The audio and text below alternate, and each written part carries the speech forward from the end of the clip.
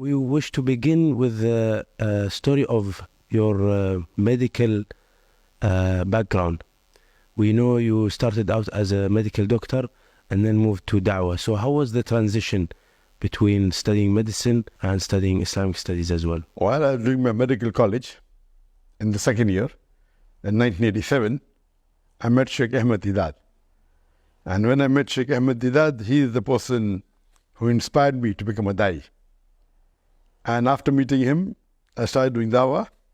And because of him, I changed from a doctor of a body to doctor of a soul. Initially, when I finished my medical studies in the year 1990, while in the medical college, I started doing dawah. When I finished my medical studies, I thought I would initially do only dawah for 2 hours in a week, and remaining I'll do medical studies.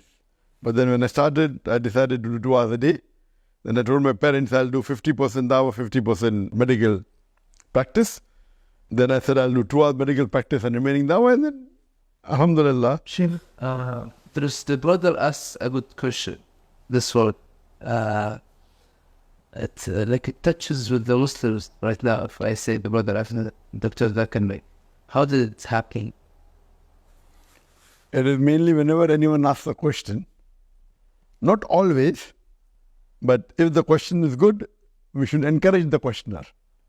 So normally when non-Muslim asks a question, so that's how I break the ice by saying the brother asked a very good question. And that's how that has become like common. People have made videos, oh, now Dr. Zakir Naik is going to give a reply and the person will get convinced and will accept Islam. So all this has become, alhamdulillah, from Allah subhanahu wa ta'ala. Do you count how much Muslims and revert with your hands? Allah subhanahu wa ta'ala keeps the hisab. Allah is the best to give the account. Even if you do one, alhamdulillah. Even if one person accepts Islam because of you, then it is a great deal, mashallah. It is Allah subhanahu wa ta'ala who converts people, who changes hearts. Allah says, فَذَكِّرْ إِنَّمَا أَنْتَ مُذَكِّرْ. Your job is to deliver this message. Converting hearts in the hands of Allah. So it's Allah subhanahu wa ta'ala keeping the hisab, alhamdulillah. What is one advice you give young Muslims? The advice I like to give to Muslims is that see to it that they read the Quran daily for at least 20 minutes and read it in the language they understand the best. If they don't know Arabic as a language, they should read the translation of the Quran in the language they understand best. And they should implement on it. Because Quran is the most positive book in the world.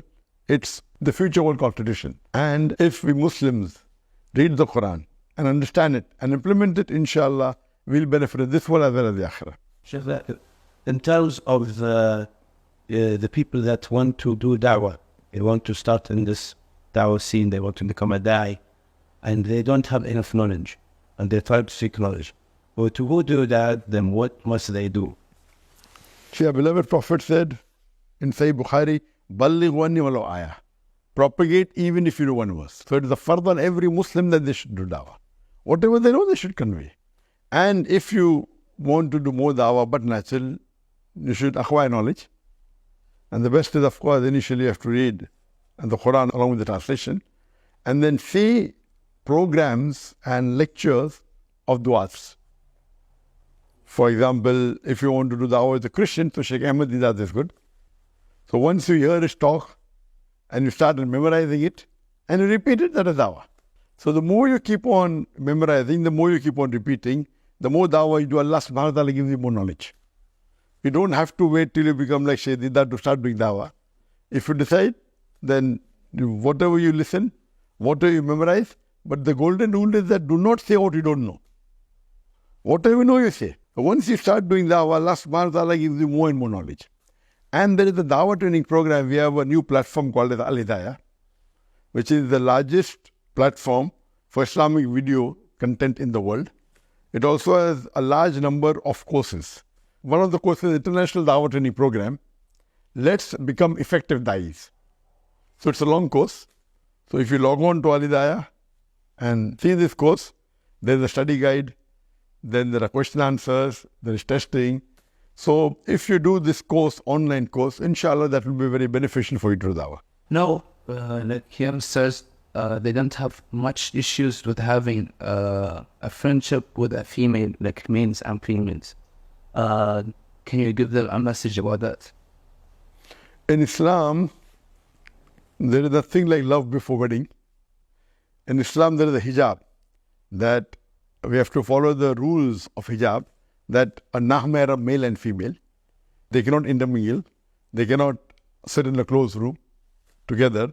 And the Prophet said that the two male and female non-mahram are together, the third person is the devil. So, like how we have in the Western world, they have girlfriend, boyfriend, they keep on talking, chatting, they go out for dinner, they go for a movie, they spend the night together. This is all haram. In Islam, you can have friends with the same sex, male with male and female with female. With the opposite sex, when required, you can talk, but you cannot be that free. You cannot intermingle with the opposite sex. You cannot sit alone with the opposite sex. All these are against the ruling of the Sharia. So this is there in the Western culture, but not in Islam.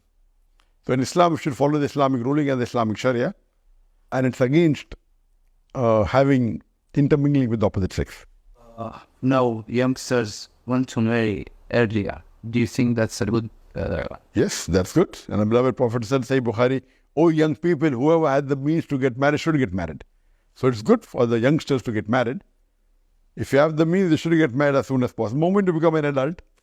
So in Islam, if you become adult, there is no age thing, but the prescribed age is as soon as possible. What people who youngsters who don't have the means to get married? Don't have the means to get married? So the Prophet said you can fast. So that will help you to lower your gaze. And always you can lower your requirements, and it's not necessary you have to be a millionaire to marry.